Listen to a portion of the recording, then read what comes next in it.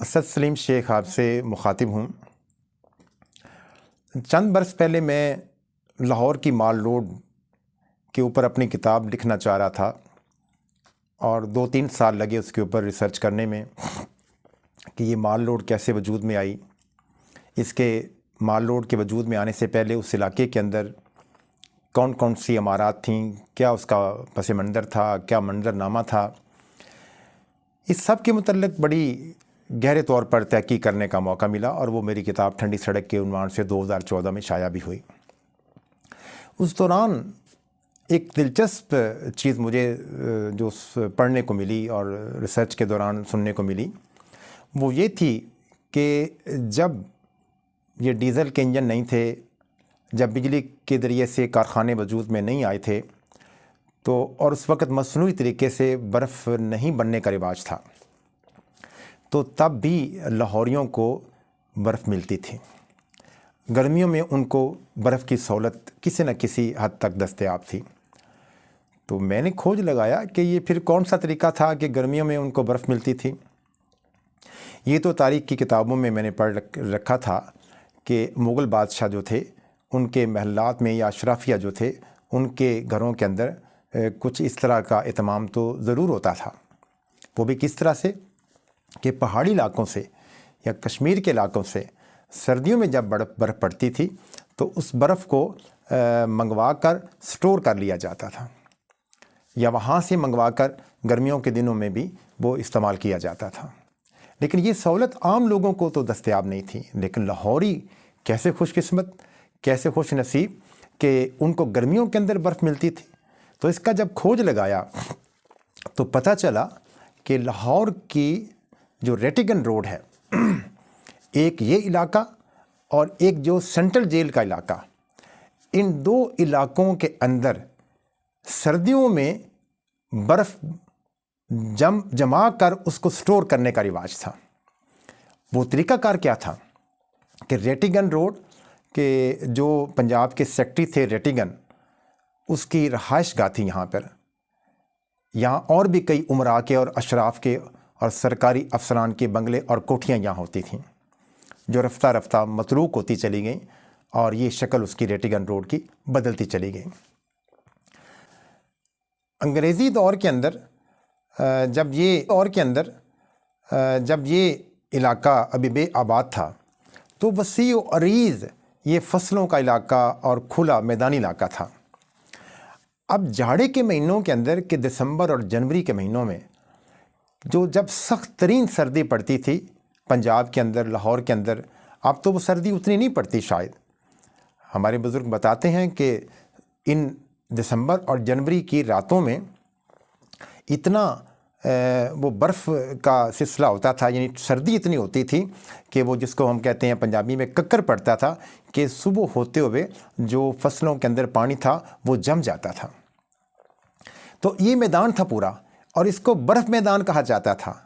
یعنی کہ انگریزوں سے پہلے بھی اس کو برف میدان کہا جاتا تھا ریٹیگن روڈ کے علاقے کو، اور جو سینٹرل جیل کا علاقہ ہے اس کو بھی برف میدان کہا جاتا تھا۔ ان میدانوں کے اندر کیا ہوتا تھا کہ سخت سردیوں کے دنوں میں یہ جو مٹی کے برتن، کنالیاں جس کو ہم کہتے ہیں، ان سینکڑوں کی تعداد میں کنالیوں کے اندر پانی ڈال کر رات کو کھلے میدانوں کے اندر رکھ دیا جاتا، اور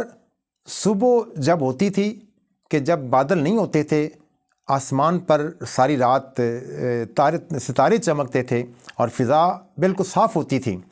تو صبح علی صبح جب سورج ابھی نہیں نکلتا تھا تو اس وقت تک ان کنالیوں کے اندر جو پانی رات کو رکھا جاتا تھا وہ جم کر برف بن جاتی تھی۔ اب باقاعدہ طور پر بگل بجایا جاتا تھا صبح اذانوں کے ٹائم،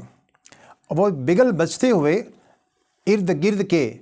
جو غریبوں کے گھر ہوتے تھے تو ان کی عورتیں اور مرد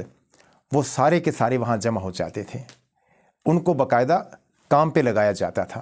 اس کام کا ان کو معاوضہ ملتا تھا۔ ان کا کام کیا تھا کہ سینکڑوں کنالیوں جو پڑی ہوتی تھی ان کے ارد گرد وہ چکر لگائیں اور ہاتھ کی چھوٹی چھوٹی ریڑیاں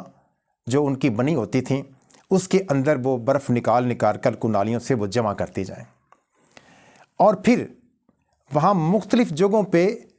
گہرے گڑھے کھودے جاتے تھے جو پہلے کھود کر رکھے گئے تھے، اور یہ جو دھان کی فصل یا مونجی کی فصل، اس سے جو پرالی نکلتی ہے وہ بڑی موٹی طے ان گڑھوں کے اندر نیچے بچھا کر اور سائڈوں کی دیواروں کے اوپر بچھا کر اس پرالی سے وہ ڈھکا جاتا تھا ان گڑھوں کو، اور بڑی گہرائی تک گڑھا آگے چلا جاتا تھا۔ وہاں کچھ لوگ بھی پھر کام کرتے تھے۔ تو وہ جو کنالیوں کے اندر جمنے والی برف ہوتی تھی ان کو کمپریس کر کے وہ پھر آگے گڑھوں کے اندر ٹھونس کر اس گڑھے کو پھر بند کر دیا جاتا تھا۔ تو اس طرح کے چھوٹے چھوٹے درجنوں گڑھے اس ریٹیگن روڈ کے برف میدان کے اندر بھی تھے اور سینٹرل جیل کے علاقے کے اندر بھی تھے۔ یوں برف وہ سٹور کر کے سردیوں کے دنوں میں اس کا منہ پھر ڈھک کر مٹی سے بند کر دیا جاتا تھا۔ تو پورے مہینہ 1.5 مہینہ یہ پریکٹس جاری رہتی۔ اس روز جب بگل نہیں بچتا تو یہ سمجھا جاتا تھا کہ رات بادل رہے ہیں، ککر نہیں پڑا، پانی جمع نہیں ہے، برف سٹور نہیں ہوگی، لہذا لوگ نہیں نکلتے ہیں۔ تو اس طرح سے دسمبر اور جنوری کے راتوں کو، رات کی جمی ہوئی برف کو سٹور کر کے پھر اگلے 3-4 مہینے تک اس کو بند کر کے رکھا جاتا۔ اور سائنسی اصول بھی یہی ہے کہ اس طرح سے برف محفوظ رہ سکتی تھی اور رہتی تھی۔